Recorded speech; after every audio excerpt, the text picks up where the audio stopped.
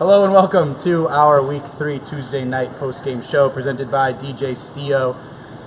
Back again for night 2. I'm your host, Tyler Feldman. Of course, I'm here with Ryan and Ben and Matt and Ellis. Hopefully you guys are getting to know them by now. This is Week 3, like I said. A couple of good games tonight. A couple big surprises. I don't want to toot my own horn, but I thought my team played pretty well tonight. We'll save that one for later. But let's jump right in. I thought the surprise of the night really was Run TMC and Goon Squad. And, the Weekly Rebound has Goon Squad number 1 in the power rankings, and they fell tonight to the Commission's team. I don't know, inside trading. I don't know if he had the refs paid off, but it looked a little uncharacteristic tonight. Run TMC definitely did look strong today. They had a strong performance from Matt Zocco. He put up 23 points. Little less of a performance from his sibling, Joe, a.k.a. the Commish. He only went 2 for 9 from 3, so he's going to have to improve his shooting from distance for them to be successful in the future. But Goon Squad also, Massaro had 16 points, so that was a strong performance from him. The only thing was they couldn't seem to get any cohesive offense going. It seemed like to be a lot of one-on-ones, a lot of forced shots. They didn't really do a good job moving the ball around. Yeah, Will Hudson dominated on the inside. He had 27 points and 8 rebounds, and they really stifled them defensively. They pressed a little bit, they pushed up the tempo, and Goon Squad started chucking some shots, and they just couldn't fall down like they normally would. Marconi shot, I think he had 15 points, but a lot of that was garbage points. Yeah. He's still having a slow start to the season. Yeah, I thought it was interesting. I really thought that Goon Squad was one of the powerhouse teams that looked rebranded for this season, and it was sort of interesting to see, them come out of the gate struggling tonight. But obviously, this is a team that is battle-tested, strong in the playoffs last year. I assume they'll be back. A loss like that hurts, and I know that those guys want to come back out there and avenge it. So, moving on, let's go Lob 203, Temptations. Carmine, he put the cornrows in tonight, and it was all business, man. It was great to watch.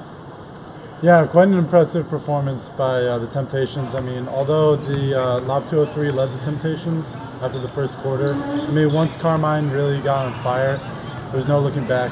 They completely dominated. Lob 203, they had 10 more. They outscored them by 10 in the fourth quarter. Carmine finished with 29. I spoke to one of the players after the game. He said it was a great team victory. Lob 203, one of their players, Andrew Martino. He had 21 of the 36 at the half. He just was shooting the lights out tonight, and not a bad performance. Keep your head up for Lob 203. Yeah, Temptations are a good team, so I think a loss to them isn't anything to be upset about, but, again, a good showing from a Lob 203 team.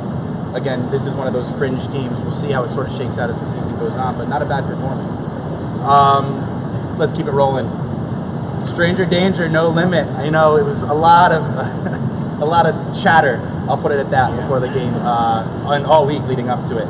I don't want to speak too much on it. I want you guys to reflect. I don't want to let my personal bias get in the way, but what do you guys think was the big takeaway? First of all, I don't usually toot my own horn, but I told everybody that this game was going to be closer than you thought. It was a 10-point differential. I said going into the fourth quarter it was going to be 10 points. Stranger Danger is a solid team. Steve Eccles is a good player. He had 28 points tonight. But it was, at the end of the day, it was too much Terrell Vargas. He had 28 and 8. He absolutely dominated. Posterized Tyler. Oh, yeah, I can't wait. I will take credit for the pregame saying Tyler would be the one to be posterized today. So I will take credit for that. But I didn't think this was going to be a close game. And you know what? I'm impressed by the way Stranger Danger persevered. They really came out strong tonight and did a great job.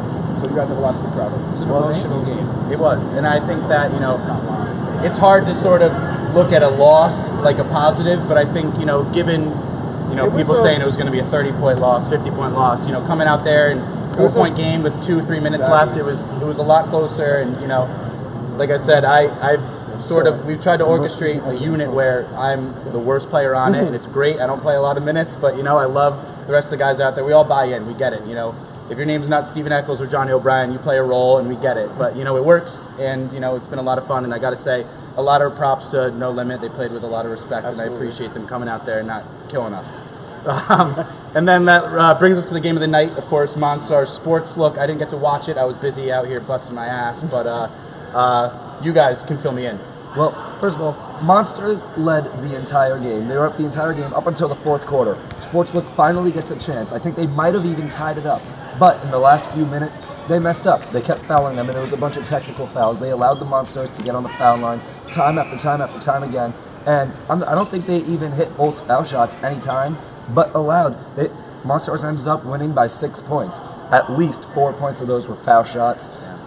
If Sportsbook didn't keep fouling Monsters, tried to play better defense, who knows what the outcome would have been. Yeah, I think it's interesting now.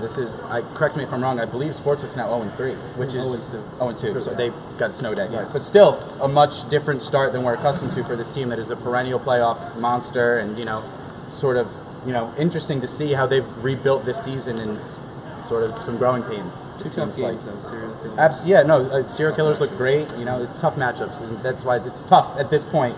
We'll see as it shakes out. I'm curious to see how the power rankings shift this week. It's going to be interesting. But, of course, we will be back next week. Hopefully, the weather holds off. You get a couple more games. Obviously, you get 4 on Monday, 4 on Tuesday. It's great. We get 2 nights of it. I love it. As always, Instagram at Legacy_Leagues, Twitter, Facebook, the drill. Snapchat at Legacy_Leagues for Court 1, at Legacy_Leagues 2 for Court 2. This is all stuff we know. For all the guys up here, thanks for letting me back on the camera again, and hope to see you next week. Take care.